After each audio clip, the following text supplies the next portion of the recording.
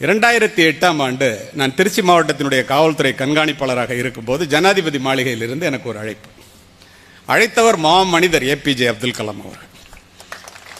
அழைத்ததனுடைய நோக்கம் என்ன தெரியுமா? உங்கள் ஊரில் துறையூர்னு ஒரு ஊர் இருக்கா, உங்கள் டிஸ்ட்ரிக்டில் சரஸ்வதின்னு ஒரு பொண்ணு, அந்த பொண்ணு டிஸ்ட்ரிக்டில் ஃபஸ்ட் மார்க் வாங்கியிருக்கு. ஆனால் ஏழ்மையின் காரணமாக அந்த பொண்ணு மேற்கொண்டு படிக்கணும்னு நினைக்கிது. அவங்க அம்மா அப்பா படிக்க வைக்க முடியல. அது மட்டும் இல்லை, 30 வயது வித்தியாசத்திலே 17 வயது கூட நிரம்பாத இந்த பெண்ணை 47 வயதுடைய தாய் மாமாவிற்கு 2ஆம் தாரமாக திருமணம் செய்து வைப்பதற்கு முயற்சி நடப்பதாக நான் அறிகிறேன். இது ஏதாவது கொஞ்சம் பண்ணுங்களேன், அந்த பொண்ணு படிக்கட்டும். இது சட்டப்படி தப்பு இல்லையா? அந்த கல்யாணம் குழந்தை திருமணம் அல்லவா? இப்படி தான் பேசுவார். சரின்ட்டு வச்சுட்டேன், கண்டிப்பாக செய்கிறேன்ட்டு. டிஎஸ்பி இன்ஸ்பெக்டர்லாம் அங்கே வர சொல்லிட்டு, பெற்றோர்களும் கவனமாக கேட்கின்றீர்கள். நான் போகிறதுக்குள்ளேயே டிஎஸ்பி இன்ஸ்பெக்டர்லாம் அங்கே சொல்லிட்டாங்க, இது குழந்தை திருமணமாக நடத்தக்கூடாது, அந்த பொண்ணு பாருங்கள் பிடித்தம் இல்லை, ராத்திரியெல்லாம் அழுது கண்ணெல்லாம் சிவந்திருக்கு. இல்லை சார், ஏழ்மை தான் காரணம், சட்டப்படி தப்புனா நாங்கள் நிறுத்திடுறோம் சார், ஒன்றும் பிரச்சனை எங்களுக்கு, தாய் மாமாவுக்கு தான் கோயிலில் போய் கல்யாணம் பண்ணுறதா இருந்தோம், நிறுத்திடுறோன்ட்டு நிறுத்திட்டாங்க. நான் போய் இறங்குறேன். நீங்கள் கொடுத்து வைத்தவர்கள் என்று சொன்னேனே, இப்படிப்பட்ட பெற்றோர்களை பெற்றதற்காக ஏன் என்று தெரிந்து கொள்ளுங்கள். போய் இறங்கினோன்னே, சார் நான் டிஸ்ட்ரிக்ட்லேயே ஃபஸ்ட்டு வந்திருக்கேன் சார், நான் படிக்கணும் சார் அப்படின்னுச்சேன். எங்கம்மா படிக்கணும்னு கேட்டேன். திருச்சியில் உள்ள ரொம்ப பின் ட்ராப் சைலண்ட்னா இதான், ரொம்ப ஆர்வமாக கேட்குறீங்க, அது வரைக்கும் மகிழ்ச்சி. ஒரு பெரிய கல்லூரியை சொல்லி கம்ப்யூட்டர் சயின்ஸ் படிக்கணும் சார் இருந்துச்சு. அங்கேருந்து அந்த முதல்வர்கிட்ட பேசினேன், ஒரு சீட் வேணுமான்ட்டு. சார் நீங்களே பேசுகிறீங்க, நான் கொடுத்துட்றேன் சார். ரெண்டாவது எனக்காக கொடுக்க வேண்டாமா, அந்த பொண்ணு டிஸ்ட்ரிக்ட் ஃபஸ்ட்டு சார், இன்றைக்கி தான் லாஸ்ட் டேட் சார், எல்லாத்தையும் ஃபைனலைஸ் பண்ணி அனுப்புகிறோம், 4 மணிக்குள்ளே அந்த பொண்ணை அனுப்பிச்சிட்டிங்கன்னா பரவாயில்ல. இல்லைம்மா 3 மணிக்கே நானே அழைச்சிட்டு வந்து விட்டுறேன், அவங்க அம்மா அப்பாலாம் கூட வர்றாங்க அப்படின்னு சொல்லிவிட்டு நான் அந்த பொண்ணுகிட்ட கேட்டேன், நீங்களாம் இந்த வயசில் எப்படி இருக்கிறீங்க, எப்படி இருக்கணுங்கிறத தெரிஞ்சுங்க. ஏம்மா, உனக்கு பிடிக்காத கல்யாணம் உங்கள் அம்மா அப்பா நிறுத்திட்டாங்க, உனக்கு பிடிச்ச படிப்பை நான் வாங்கி கொடுத்துட்டேன், ஆனால் உனக்காக ஜனாதிபதி மாளிகையிலேருந்து அதுவும் அப்துல் கலாம் சார் பேசினாரே எப்படின்னு கேட்டேன். அதுவா சார், 8வது படிக்கும்போது கல்வி சுற்றுலா அழைச்சிட்டு போயிருந்தாங்க, அண்ணாமலை யூனிவர்சிட்டிக்கு போயிருந்தோம், அப்துல் கலாம் சார் அணு விஞ்ஞானி அங்கே வந்திருந்தார், கேள்வி கேட்க சொன்னாங்க. நான் எந்திரிச்சு ஒரு கேள்வி கேட்டேன், பெண்களினுடைய முன்னேற்றத்திற்கு அடிப்படை தேவை என்ன அப்படின்னு ஒரு கேள்வியை கேட்டேன் சார். அடுத்த நொடி சொன்னார், எஜுகேஷன், கல்வி அப்படின்னு ஒற்றை வார்த்தையில் பதில் சொன்னார். 4 பேர் வந்து கேள்வி கேட்டவங்களுக்கு அவருடைய கார்டை கொடுத்தாரு. அதில் அவருடைய இமெயில் ஐடியும் ஃபோன் நம்பரும் இருந்துச்சு. சரின்னு நான் அதை பத்திரமா வச்சுருந்தேன். பேசி பார்ப்போமேன்னு காலையில் 7 மணிக்கு பேசினேன் சார். எங்கள் அம்மா அப்பாவே படிக்க வைக்க மாட்டேங்கிறாங்க, டிஸ்ட்ரிக்டில் ஃபஸ்ட்டு வந்திருக்கேன்னு அவரே வாக்கிங் போயிட்டு வந்தவர் எடுத்துட்டாரு சார். அதனால தான் சார் நீங்கள் இங்கே வந்து நிற்கிறீங்கன்னுச்சு. நின்னவன் பூரா ஆஃப். ஒரு குக்கிராமத்திலிருந்து தன்னுடைய கல்வியை தொடருவதற்காக ஜனாதிபதியை தொடர்பு கொள்ள முடிகிறது. தமிழன் ஒருவன் ஜனாதிபதி மாளிகையில் அமர்ந்திருந்த காரணத்தினால் அந்த பிள்ளைக்கு பதிலும் கிடைக்கிறது. இதோடு இருந்தால் உங்களுக்கு நான் முடிச்சிருக்கு சொல்லியே இருக்க மாட்டேன். 8 ஆண்டுகள் கழித்து அமெரிக்காவிலே நடந்த வட அமெரிக்க தமிழ்ச்சங்க பேரவை மாநாட்டிலே டல்லஸில் பேசிட்டு நான் கீழே வந்து உட்கார்றேன். ஒரு பெண் மேடைக்கு போய் 2 நிமிஷம் பேசணும்னு நிகழ்ச்சி ஏற்பாட்டாளர்களிடம் பர்மிஷன் கேட்குது. அனுமதி வழங்கப்படுகிறது. நான் மைக்ரோசாஃப்டில் வேலை பார்க்குறேன். சத்யாநாதல்லா இருக்கிறதுலேருந்து ஒரு 3rd ஸ்டேஜில் நான் இருக்கேன். எனக்கு ஒரு 4 லட்ச ரூபா ஒரு மாதம் சம்பளம். என் கணவர் என்னை விட குறைச்சி சம்பளம் வாங்குறாருங்க, வந்திருக்காரு கலிஃபோர்னியாவிலேருந்து. நான் அந்த மீட்டிங்கு வந்தேன்னொன்னே எல்லாரும் கேட்குறாங்க, ஏமா இதெல்லாம் சொல்கிறேன்ட்டு. அந்த பெண் என்ன சொன்னிச்சு தெரியுமா?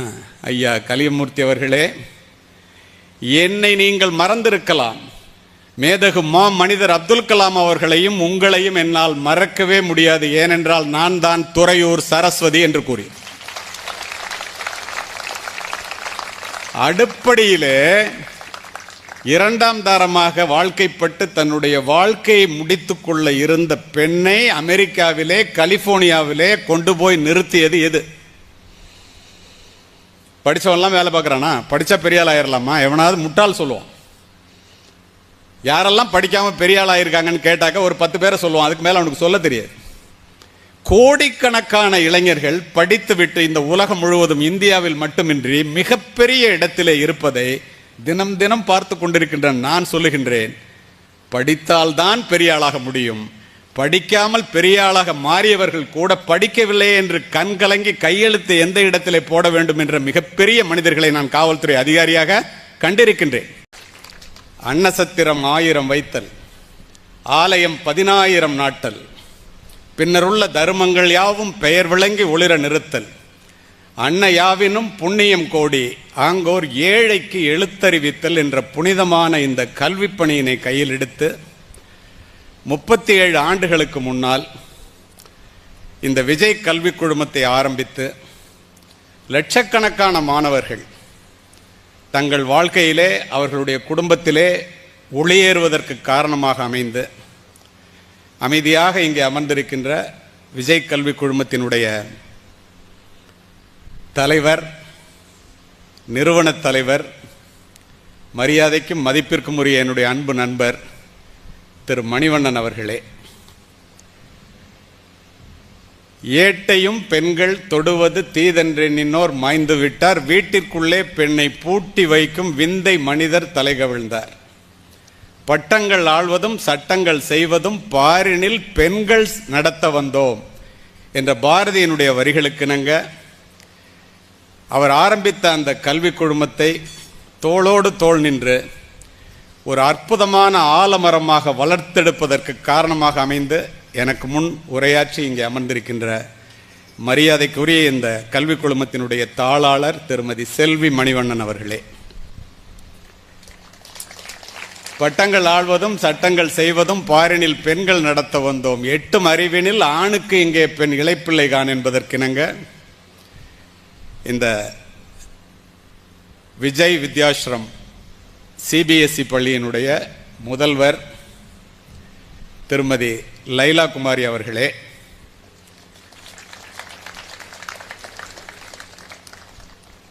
எல்லாவற்றுக்கும் மேலாக வெள்ளத்தனையது மலர் நீட்டம் மாந்தர்தம் உள்ளத்தனையது உயர்வு என்ற வள்ளுவனின் வாக்கிற்கிணங்க உயர்ந்த உள்ளத்தோடு விஜய் வித்யாலயா மெட்ரிக் மேல்நிலைப் பள்ளியினுடைய முதல்வராக இங்கே உரையாற்றி அமர்ந்திருக்கின்ற மரியாதைக்குரிய உமா மகேஸ்வரி அவர்களே, தொட்டனைத்தோறும் மணற்கேணி மாந்தற்கு கற்றனைத்தோறும் அறிவு என்பதற்கிணங்க கற்று தெளிந்து லட்சக்கணக்கான மாணவர்களுக்கு என்ன படிக்க வேண்டும், எங்கே படிக்க வேண்டும் என்று பல மாணவர்களுக்கு ஒரு வழிகாட்டியாக அமைந்து இதுபோல கூட்டங்களிலும் இது அல்லாமல் கேரியர் கைடன்ஸ் நிகழ்ச்சிகளிலும் தொலைபேசி வாயிலாக கேட்பவர்களுக்கு தங்களுடைய சந்தேகங்களையும் தொடர்ந்து நிவர்த்தி செய்து கொண்டிருக்கின்ற அருமை நண்பர் அஸ்வின் அவர்களே, ஈன்ற பொழுதிலும் பெரிதுவக்கும் தன் மகனை சான்றோன் என கேட்ட தாய் அல்லது தந்தை என்ற நிலையிலே பிள்ளைகளை பெரியவர்களாக மாற்ற வேண்டும் என்ற ஒற்றை சிந்தனையோடு இங்கு வந்து அமர்ந்திருக்கின்ற பெருமைக்குரிய பெற்றோர்களே, அறிவு சுடர் கொண்டு அறியாமை இருளகற்றுகின்ற ஆசிரியர் பெருமக்களே, இந்திய தேசத்தினுடைய எழில்மிக்க மாணவ செல்வங்களாக எனக்கு முன்னால் அமர்ந்திருக்கின்ற இந்த விஜய் கல்விக் குழுமத்தை சேர்ந்த மற்ற பள்ளிகளிலிருந்து வந்து இங்கு அமர்ந்திருக்கின்ற மாணவ மாணவிகளே, உங்கள் அத்துணை பேருக்கும் இந்த விழாவிலே என்னை அழைத்து சிறப்புரையாற்ற பணித்தமைக்கு என்னுடைய நெஞ்சார்ந்த நன்றியை தெரிவித்துக் கொள்கின்றேன். என்னுடைய உரையை துவங்குவதற்கு முன்னால் இப்படிப்பட்டதொரு அற்புதமான பள்ளியிலே, நான் ஆயிரக்கணக்கான பள்ளிகளிலே உரையாற்றுபவன், கிட்டத்தட்ட 15 வருடங்களாக பல லட்சம் மாணவர்களை நேரிலே பார்த்தவன். ஏன் இப்படி ஒரு அற்புதமான பள்ளி என்று சொல்லுகின்றேன் என்றால், இங்கு திருமதி உமா மகேஸ்வரி அவர்கள் பேசும்போது உங்களுடைய தாளாளரை பற்றி குறிப்பிடும்போது சொன்னார், நல்லா படிக்கிற பிள்ளைங்களை மட்டும் இல்லை, நல்லா படிக்காத பிள்ளைங்களையும் படிக்க வைக்கிறதுன்னு அப்படிங்கிற நினைப்பில் அவங்க மாறுறதே இல்லை. இந்த இடத்துல நான் என்ன சொல்ல விரும்புகிறேன்னா, நன்றாக படிக்கின்ற பிள்ளைகளை விட நன்றாக படிக்காத பிள்ளைகளிடத்திலே அதிக அக்கறை காட்டுவது தான் ஆசிரியரினுடைய அடிப்படை பண்பு. ஏன் தெரியுமா? The best brain of the nation may be found in the last benches of the classroom. இதை முழுமையாக உணர்ந்த ஒரு தாளாளரிடம் நீங்கள் படித்துக் கொண்டிருக்கிறீர்கள் என்பதிலே எனக்கு மிக்க மகிழ்ச்சி. இங்கே இவ்வளோ பெற்றோர்கள் வந்து இங்கே உட்கார்ந்துருக்குறாங்க, நீங்கள்லாம் இந்த பள்ளியில் படிக்கிறீங்க. இந்த பள்ளியில் படிக்கிறதுக்கு நீங்கள் ரொம்பவும் கொடுத்து வச்சவங்கன்னு நான் சொல்கிறதுக்கு காரணம், காரணம் இல்லாமல் நான் யாரையும் புகழ்வதில்லை, எதையும் சொல்லுவதில்லை. ஏனென்றால் நான் ஒரு முன்னாள் காவல்துறை உயர் அதிகாரி. இதை இந்த இடத்திலே பதிவு செய்வதற்கு காரணம் உண்டு. இந்தியா முழுமையிலும் உங்களை விட திறமையானவர்கள், உங்களை விட அறிவானவர்கள், உங்களை விட மதிப்பெண்கள் அதிகமாக பெறுகின்றவர்கள் இது போன்ற நல்ல பள்ளிகளிலே சேருவதற்குரிய வாய்ப்புகள் இல்லாமல் இருப்பதை நான் தொடர்ந்து பார்த்து கொண்டே இருக்கின்றேன். ஆனால் இப்படிப்பட்டதொரு வாய்ப்பு உங்களுக்கு கிடைத்ததற்கு அடிப்படை காரணம் என்ன? உங்களுடைய ஒழுக்கமா, உங்களுடைய அறிவா, ஆற்றலா, திறமையா, மதிப்பெண்களா? அத்துணையும் இரண்டாம் பட்சம். ஒரே ஒரு மூல காரணம் என்ன தெரியுமா மாணவ செல்வங்களே? இந்த மனதிலே இப்போதே இந்த வயதிலேயே பதிவு செய்து கொள்ளுங்கள். வரப்பிலும் வயலிலும், வெயிலிலும் மழையிலும், அலுவலகத்திலும் வீட்டிலும், குளிரிலும் பனியிலும் விழுந்து புரண்டு பட்ட காயங்களையும் தழும்புகளையும் தாங்கிக் கொண்டு தனக்கு கிடைக்காத கல்வி தன் பிள்ளைகளுக்கு கிடைக்க வேண்டும், தான் அடையாத உயரத்தை தன் பிள்ளைகள் அடைய வேண்டும், தான் வாழாத வாழ்க்கையை தன் பிள்ளைகள் வாழ வேண்டும் என்று ஒற்றை சிந்தனையோடு முதுகெலும்பொடிய பாடுபடுகின்ற தந்தையையும் முழுவயிறு காணாமல் உன்னை வளர்க்கின்ற தாயையும் நீ பெற்றிருக்கின்ற காரணத்தினால் இந்த பள்ளியிலே படிக்கின்றாய் என்பதை முதலிலே மனதிலே பதிய வைத்துக்கொள். சமீபத்தில் அமெரிக்காவில் ஹூஸ்டனில் நான் பேசும்போது ஒரு வெள்ளை அமெரிக்க தாய் எழுந்து ஆங்கிலத்திலே கேட்டதை உங்களிடம் நான் சொல்லுகின்றேன். தமிழகத்தில் படிச்சுட்டு அமெரிக்காவில் வந்து வேலை செய்கிற பிள்ளைகள் எவ்வளவு அறிவாளிகளாக, எவ்வளவு ஒழுக்கம் உள்ளவர்களாக, எவ்வளவு மற்றவர்களுக்கு உதவி செய்பவர்களாக, பெற்றோர்களை பேணுபவர்களாக, தன்னுடைய குடும்பத்தை ஒழுங்காக நடத்துபவர்களாக, அறிவுள்ளவர்களாக எப்படி சார் இந்த மாதிரி பிள்ளைங்களை இந்த அம்மா அப்பாலாம் வளர்த்து தமிழகத்திலிருந்து அனுப்புகிறாங்க? நான் அங்கே வந்து ஆர்ட் ஆஃப் பேரண்டிங், அந்த அம்மா சொன்ன வார்த்தை, பிள்ளை வளர்ப்பு பற்றி நான் கற்றுக்கொள்ள வேண்டும் என்று விரும்புகிறேன் அப்படின்னு சொன்னாங்க. நான் கண்டிப்பாக எங்கள் பெற்றோர்கள்ட்டெல்லாம் போய் சொல்கிறேம்மா அப்படின்னு சொன்னேன். அடுத்த கேள்வி கேட்டாங்க, ஒய், வாட்ஸ் த ரீசன் அப்படின்னு, இதுக்கு என்ன காரணம்னு கேட்டாங்க. நான் ஒரே ஒரு காரணம் சொன்னேன். என்ன தெரியுமா? தனக்காக சமைக்காத அம்மாவும் தனக்காக சொத்து சேர்க்காத அப்பாவும் உலகத்திலே இந்தியாவை தவிர எந்த நாட்டிலும் இல்லை. we are living for the next generation.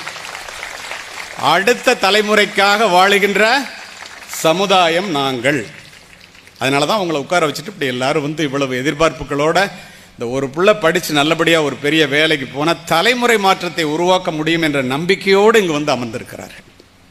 சரி, ஏன் படிக்கணும், ஏன் படிக்கணும், எப்படி படிக்கணும் அப்படிங்கிறத பற்றி நானும், எங்கே படிக்கலாம், எதை படிக்கலாங்கிறத பற்றி அஸ்வினும் பேசுவார் அப்படின்னு பேசும்போதே மேடம் சொன்னாங்க. அவர்கள் சொன்னதையே கருப்பொருளாக்கி நான் பேச வேண்டும் என்று நினைக்கின்றேன். ஏன் படிக்கணும்? இப்போ இந்த மேடையில் உட்கார்ந்துருக்கிறவங்க எல்லாரையும் பாருங்கள். எல்லோரும் கோடீஸ்வரர்கள் என்ற காரணத்தினால் இந்த மேடையிலே நான் உட்பட அழைக்கப்பட்டிருக்கிறோமா என்றால் இல்லை.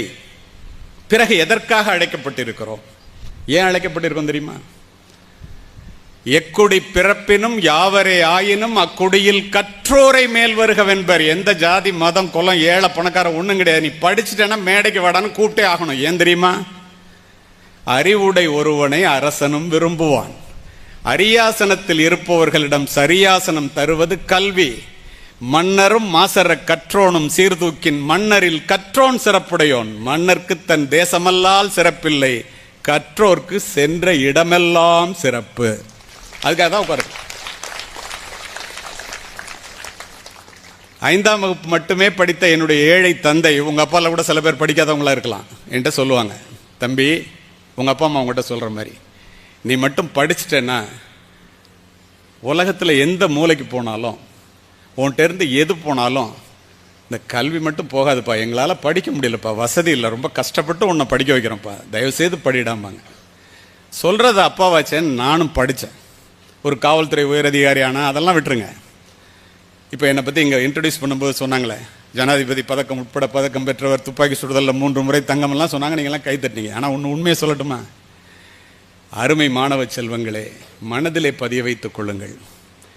என்னுடைய பணி நிறைவிற்கு பிறகு நான் உயிராக நேசித்து உடுத்தி இருந்த காக்கி உடை என்னிடத்திலே இல்லை. நான் வாங்கிய பதக்கங்கள் ஜனாதிபதி பதக்கம் உட்பட என்னுடைய மார்பகத்தை அலங்கரிக்கவில்லை. ஆனால் மாணவ செல்வங்களே, என்னுடைய தந்தை சொன்னதைப் போல நான் படித்த கல்வி மட்டும் என்னிடத்திலேயே இருக்கின்ற காரணத்தினால் உலகம் முழுவதும் சென்று உரை நிகழ்த்துகின்றேன். இன்று உங்களிடம் உரை நிகழ்த்தி கொண்டிருக்கின்றேன். வேற என்ன காரணம் சொல்லுங்க? படித்தவர்கள், படிக்காதவர்கள், ஏழைகள், பணக்காரர்கள், உயர்ந்தவர்கள், தாழ்ந்தவர்கள், யாராக இருந்தாலும் ஒருவரை ஒருவர் பார்க்கும்போது கேட்கின்ற முதல் கேள்வி என்ன? எவ்வளவு பணம் வச்சிருக்கீங்கன்னா? இல்லையே. புள்ள என்ன படிக்குது? விஜய் வித்யாலயாலயா, விஜய் வித்யாசிரமத்திலையா? எப்படி படிக்குது என்பது தானே ஒழிய வேறல்லவே. ஏன்? பணத்தையே தேடி ஓடிக்கொண்டிருக்கின்ற இந்த உலகத்தில் எவன் யாரை பார்த்தாலும் புள்ள என்ன படிக்குது, ஏன் இந்த கேள்வி வைக்கிறோம்? ஏன் தெரியுமா? பணத்தை விட கல்வி பெருசு. எப்படி தெரியுமா? வெள்ளத்தால் போகாது, வெண்தணலால் வேகாது, வேந்தராலும் கொள்ளத்தான் இயலாது, கொடுத்தாலும் நிறைவின்றி குறையாது. பணம் கொடுக்க கொடுக்க குறையுண்டா, கல்வி கொடுக்க கொடுக்க வளருண்டா. நான் அவங்ககிட்ட பேச பேச கல்வி வளரும். எங்கேயாவது கேள்விப்பட்டீங்களா அந்த மாதிரி? அதனால தான் ஏன்னு கேட்குறான். கல்வி ஏழைகளுக்கு செல்வம், செல்வர்களுக்கு அணிகலன், வீட்டிற்கு விளக்கு, நாட்டிற்கு நன்மை, பெண்களுக்கு பாதுகாப்பு. அது என்ன பெண்களுக்கு பாதுகாப்பு? ஒரு உண்மை சம்பவத்தை இந்த இடத்திலே பதிவு செய்கிறேன். நான் காவல்துறை அதிகாரி என்ற காரணத்தினால் உண்மை சம்பவங்களை பதிவு செய்து உங்களுடைய இதயத்தை தொட வேண்டும் என்று நினைப்பது எனக்கு வழக்கம். 2008ஆம் ஆண்டு நான் திருச்சி மாவட்டத்தினுடைய காவல்துறை கண்காணிப்பாளராக இருக்கும்போது ஜனாதிபதி மாளிகையிலிருந்து எனக்கு ஒரு அழைப்பு. அழைத்தவர் மனிதர் ஏபிஜே அப்துல் கலாம் அவர்கள். அழைத்ததனுடைய நோக்கம் என்ன தெரியுமா? உங்க ஊர்ல துறையூர்னு ஒரு ஊர் இருக்கா, உங்க டிஸ்ட்ரிக்ட்ல சரஸ்வதின்னு ஒரு பொண்ணு. அந்த பொண்ணு டிஸ்ட்ரிக்ட்ல ஃபர்ஸ்ட் மார்க் வாங்கியிருக்கு. ஆனால் ஏழ்மையின் காரணமாக அந்த பொண்ணு மேற்கொண்டு படிக்கணும்னு நினைக்கிது. அவங்க அம்மா அப்பா படிக்க வைக்க முடியல. அது மட்டும் இல்லை, 30 வயது வித்தியாசத்திலே 17 வயது கூட நிரம்பாத இந்த பெண்ணை 47 வயதுடைய தாய் மாமாவிற்கு 2ஆம் தாரமாக திருமணம் செய்து வைப்பதற்கு முயற்சி நடப்பதாக நான் அறிகிறேன். இது ஏதாவது கொஞ்சம் பண்ணுங்களேன், அந்த பொண்ணு படிக்கட்டும். இது சட்டப்படி தப்பு இல்லையா? அந்த கல்யாணம் குழந்தை திருமணம் அல்லவா? இப்படிதான் பேசுவார். சரின்ட்டு வச்சுட்டேன், கண்டிப்பாக செய்கிறேன்ட்டு. டிஎஸ்பி இன்ஸ்பெக்டர்லாம் அங்கே வர சொல்லிட்டு, பெற்றோர்களும் கவனமாக கேட்கின்றீர்கள். நான் போகிறதுக்குள்ளேயே டிஎஸ்பி இன்ஸ்பெக்டர்லாம் அங்கே சொல்லிட்டாங்க, இது குழந்தை திருமணமாக நடத்தக்கூடாது, அந்த பொண்ணு பாருங்கள் பிடித்தம்ல, ராத்திரியெல்லாம் அழுது கண்ணெல்லாம் செவந்திருக்கு. இல்லை சார், ஏழ்மை தான் காரணம், சட்டப்படி தப்புனா நாங்கள் நிறுத்திடுறோம் சார், ஒன்றும் பிரச்சனை எங்களுக்கு, தாய் மாமாவுக்கு தான் கோயிலில் போய் கல்யாணம் பண்ணுறதா இருந்தோம், நிறுத்திடுறோன்ட்டு நிறுத்திட்டாங்க. நான் போய் இறங்குறேன். நீங்கள் கொடுத்து வைத்தவர்கள் என்று சொன்னேனே, இப்படிப்பட்ட பெற்றோர்களை பெற்றதற்காக ஏன் என்று தெரிந்து கொள்ளுங்கள். போய் இறங்கினோன்னே, சார் நான் டிஸ்ட்ரிக்ட்லேயே ஃபஸ்ட்டு வந்திருக்கேன் சார், நான் படிக்கணும் சார் அப்படின்னு. எங்கம்மா படிக்கணும்னு கேட்டேன். திருச்சியில் உள்ள ரொம்ப பின் ட்ராப் சைலண்ட்னா இதான், ரொம்ப ஆர்வமாக கேட்குறீங்க, அது வரைக்கும் மகிழ்ச்சி. ஒரு பெரிய கல்லூரியை சொல்லி கம்ப்யூட்டர் சயின்ஸ் படிக்கணும் சார். அங்கேருந்து அந்த முதல்வர்கிட்ட பேசினேன், ஒரு சீட் வேணுமான்ட்டு. சார் நீங்களே பேசுகிறீங்க, நான் கொடுத்துட்றேன் சார். ரெண்டாவது எனக்காக கொடுக்க வேண்டாமா, அந்த பொண்ணு டிஸ்ட்ரிக்ட் ஃபஸ்ட்டு சார், இன்றைக்கி தான் லாஸ்ட் டேட் சார், எல்லாத்தையும் ஃபைனலைஸ் பண்ணி அனுப்புகிறோம், 4 மணிக்குள்ளே அந்த பொண்ணை அனுப்பிச்சிட்டிங்கன்னா பரவாயில்ல. இல்லைம்மா 3 மணிக்கே நானே அழைச்சிட்டு வந்து விட்டுறாங்க, அம்மா அப்பாலாம் கூட வர்றாங்க அப்படின்னு சொல்லிவிட்டு நான் அந்த பொண்ணுகிட்ட கேட்டேன், நீங்களாம் இந்த வயசில் எப்படி இருக்கிறீங்க, எப்படி இருக்கணுங்கிறத தெரிஞ்சுங்க. ஏம்மா, உனக்கு பிடிக்காத கல்யாணம் உங்கள் அம்மா அப்பா நிறுத்திட்டாங்க, உனக்கு பிடிச்ச படிப்பை நான் வாங்கி கொடுத்துட்டேன், ஆனால் உனக்காக ஜனாதிபதி மாளிகையிலிருந்து அதுவும் அப்துல் கலாம் சார் பேசினாரே எப்படின்னு கேட்டேன். அதுவா சார், 8வது படிக்கும்போது கல்வி சுற்றுலா அழைச்சிட்டு போயிருந்தாங்க, அண்ணாமலை யூனிவர்சிட்டிக்கு போயிருந்தோம், அப்துல் கலாம் சார் அணுவிஞ்ஞானி அங்கே வந்திருந்தார், கேள்வி கேட்க சொன்னாங்க. நான் எந்திரிச்சு ஒரு கேள்வி கேட்டேன், பெண்களினுடைய முன்னேற்றத்திற்கு அடிப்படை தேவை என்ன அப்படின்னு ஒரு கேள்வியை கேட்டேன் சார். அடுத்த நொடி சொன்னார் எஜுகேஷன், கல்வி அப்படின்னு ஒற்றை வார்த்தையில் பதில் சொன்னார். 4 பேர் வந்து கேள்வி கேட்டவங்களுக்கு அவருடைய கார்டை கொடுத்தாரு. அதில் அவருடைய இமெயில் ஐடியும் ஃபோன் நம்பரும் இருந்துச்சு. சரின்னு நான் அது பத்திரமா வச்சுருந்தேன். பேசி பார்ப்போமேன்னு காலையில் 7 மணிக்கு பேசினேன் சார். எங்கள் அம்மா அப்பாவே படிக்க வைக்க மாட்டேங்கிறாங்க, டிஸ்ட்ரிக்டில் ஃபஸ்ட்டு வந்திருக்கேன்னு அவரே வாக்கிங் போயிட்டு வந்தவர் எடுத்துட்டாரு சார். அதனால தான் சார் நீங்கள் இங்கே வந்து நிற்கிறீங்கன்னு. நின்னவன் பூரா ஆஃப். ஒரு குக்கிராமத்திலிருந்து தன்னுடைய கல்வியை தொடருவதற்காக ஜனாதிபதியை தொடர்பு கொள்ள முடிகிறது. தமிழன் ஒருவன் ஜனாதிபதி மாளிகையில் அமர்ந்திருந்த காரணத்தினால் அந்த பிள்ளைக்கு பதிலும் கிடைக்கிறது. இதோட இருந்தா உங்களுக்கு நான் முடிச்சிருக்கு சொல்லியே இருக்க மாட்டேன். 8 ஆண்டுகள் கழித்து அமெரிக்காவிலே நடந்த வட அமெரிக்க தமிழ்ச்சங்க பேரவை மாநாட்டிலே டல்லஸ்ல பேசிட்டு நான் கீழே வந்து உட்கார்றேன். ஒரு பெண் மேடைக்கு போய் 2 நிமிஷம் பேசணும்னு நிகழ்ச்சி ஏற்பாட்டாளர்களிடம் பர்மிஷன் கேட்குது. அனுமதி வழங்கப்படுகிறது. நான் மைக்ரோசாஃப்டில் வேலை பார்க்குறேன். சத்யாநாதல்லா இருக்கிறதுலேருந்து ஒரு 3rd ஸ்டேஜில் நான் இருக்கேன். எனக்கு ஒரு 4 லட்ச ரூபா ஒரு மாதம் சம்பளம். என் கணவர் என்னை விட குறைச்சி சம்பளம் வாங்குறாருங்க, வந்திருக்காரு. கலிஃபோர்னியாவிலேருந்து நான் அந்த மீட்டிங் வந்தேன்னொன்னே எல்லாரும் கேட்குறாங்க, ஏமா இதெல்லாம் சொல்கிறேன்ட்டு. அந்த பெண் என்ன சொன்னிச்சு தெரியுமா? ஐயா கலியமூர்த்தி அவர்களே, என்னை நீங்கள் மறந்திருக்கலாம், மேதகு மனிதர் அப்துல் கலாம் அவர்களையும் உங்களையும் என்னால் மறக்கவே முடியாது. ஏனென்றால் நான் தான் துறையூர் சரஸ்வதி என்று கூறி அடுப்படியிலே 2ஆம் தாரமாக வாழ்க்கைப்பட்டு தன்னுடைய வாழ்க்கையை முடித்துக் கொள்ள இருந்த பெண்ணை அமெரிக்காவிலே கலிபோர்னியாவிலே கொண்டு போய் நிறுத்தியது எது? படித்தவன்லாம் வேலை பார்க்குறானா? படித்தா பெரிய ஆள் ஆயிரலாமா? எவனாவது முட்டாள் சொல்லுவான். யாரெல்லாம் படிக்காம பெரிய ஆள் ஆயிருக்காங்கன்னு கேட்டாக்க ஒரு 10 பேரை சொல்லுவான். அதுக்கு மேலே அவனுக்கு சொல்ல தெரியாது. கோடிக்கணக்கான இளைஞர்கள் படித்துவிட்டு இந்த உலகம் முழுவதும் இந்தியாவில் மட்டுமின்றி மிகப்பெரிய இடத்திலே இருப்பதை தினம் தினம் பார்த்து கொண்டிருக்கின்ற நான் சொல்லுகின்றேன், படித்தால்தான் பெரிய ஆளாக முடியும். படிக்காமல் பெரிய ஆளாக மாறியவர்கள் கூட படிக்கவில்லை என்று கண்கலங்கி கையெழுத்து எந்த இடத்திலே போட வேண்டும் என்ற மிகப்பெரிய மனிதர்களை நான் காவல்துறை அதிகாரியாக கண்டிருக்கின்றேன்.